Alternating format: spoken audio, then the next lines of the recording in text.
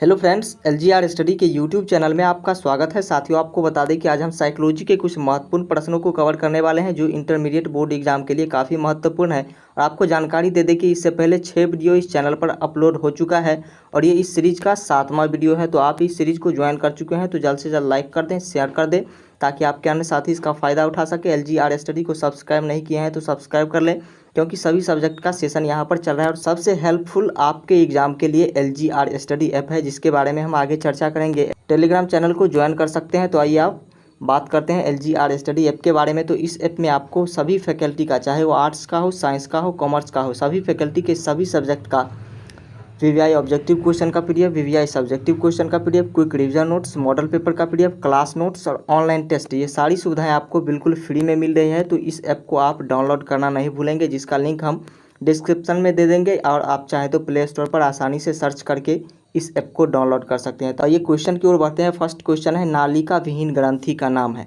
नालिका विहीन ग्रंथि का नाम है अंतःस्रावी ग्रंथि। ये ग्रंथि वृक्ष या गुर्दे के ऊपर पाई जाती है।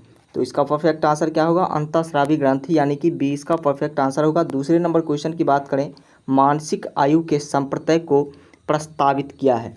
मानसिक आयु के संप्रत्यय को किसके द्वारा प्रस्तावित किया गया है? अस्टर्न के द्वारा, और ये शिशु विकास विशेषज्ञ थे। तो सी इसका परफेक्ट आंसर होगा। तीसरे नंबर क्वेश्चन की यदि बात करें, किस चिकित्सा पद्धति में सीखने के सिद्धांतों का प्रयोग होता है? वो चिकित्सा पद्धति है समूह चिकित्सा पद्धति। तो सी इज परफेक्ट आंसर। चौथा नंबर क्वेश्चन है, किसी सामान्य प्रक्रिया को व्यक्ति द्वारा असामान्य रूप से बार बार दोहराने की व्याधि को क्या कहते हैं? आतंक, दुर्भीति, सामान्य कृत्य दुश्चिता या फिर मनोग्रसित बाध्यता। तो इसे हम मनोग्रसित बाध्यता कहेंगे। तो D is perfect answer.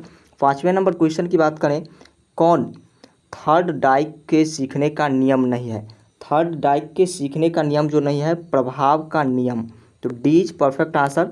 Next question की यदि बात करें, सीखने के सूझ सिद्धांत के अनुसार प्राणी को सफलता मिलती है क्रमशः सफलता मिलती है यदि आप सीखने की सूझ रखते हैं। तो बी क्या होगा? इसका परफेक्ट आंसर होगा। साथ ही साथ आपको बताते चलें कि जिस भी क्वेश्चन का आंसर आपको पता हो तो हमारे साथ कमेंट सेक्शन में उस क्वेश्चन का आंसर करते चलेंगे। 7वां नंबर क्वेश्चन है, मनोविज्ञान की वस्तुनिष्ठ निरीक्षण विविधि का प्रवर्तक कौन है? वे थे ऊंट। तो ए इज परफेक्ट आंसर। वहीं 8वें नंबर क्वेश्चन की यदि बात करें, निम्नलिखित बुद्धि परीक्षणों में से कौन सा शाब्दिक परीक्षण है? बी इसका परफेक्ट आंसर होगा।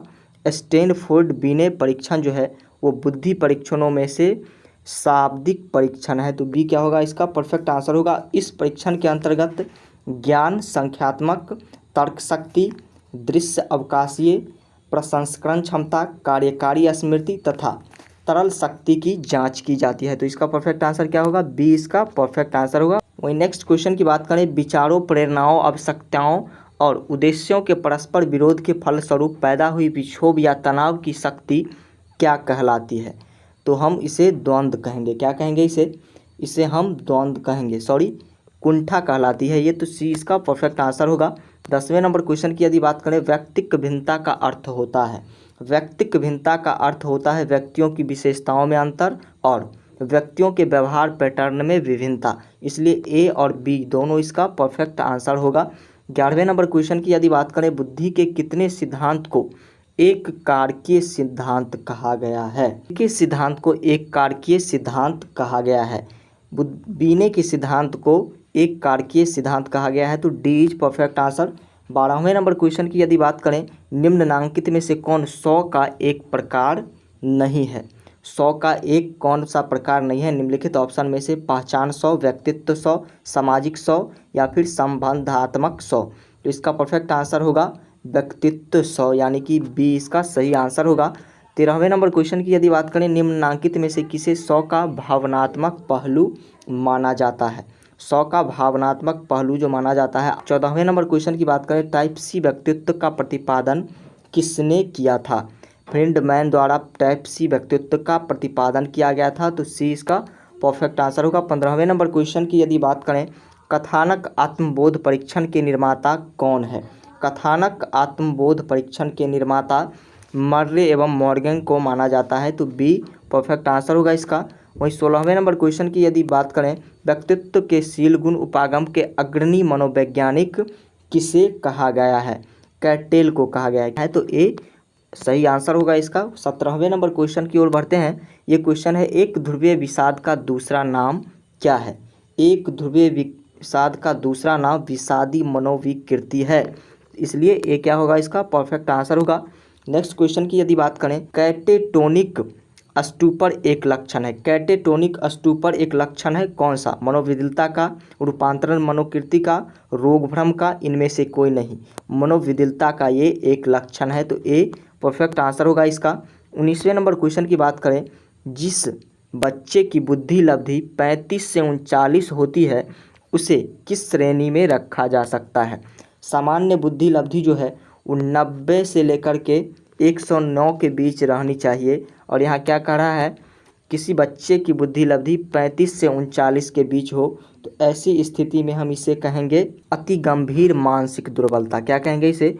अति गंभीर मानसिक दुर्बलता। इसका जो आंकड़ा होता है वो किस प्रकार से निकाला जाता है?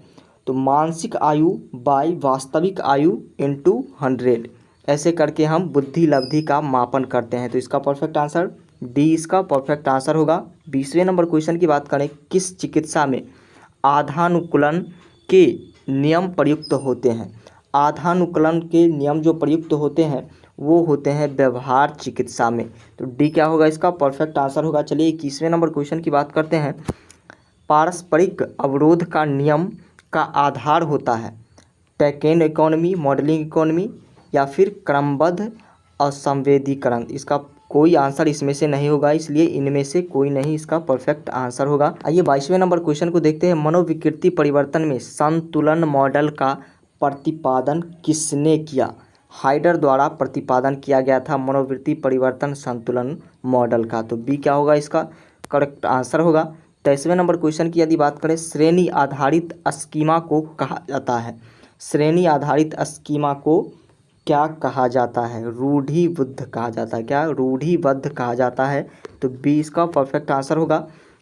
वहीं 24वें नंबर क्वेश्चन की यदि बात करें, अगर किसी व्यक्ति की मनोवृत्ति प्रतिकूल से बदलकर अधिक प्रतिकूल या अनुकूल से बदलकर और अधिक अनुकूल हो जाती है तो यह एक उदाहरण होगा किसका?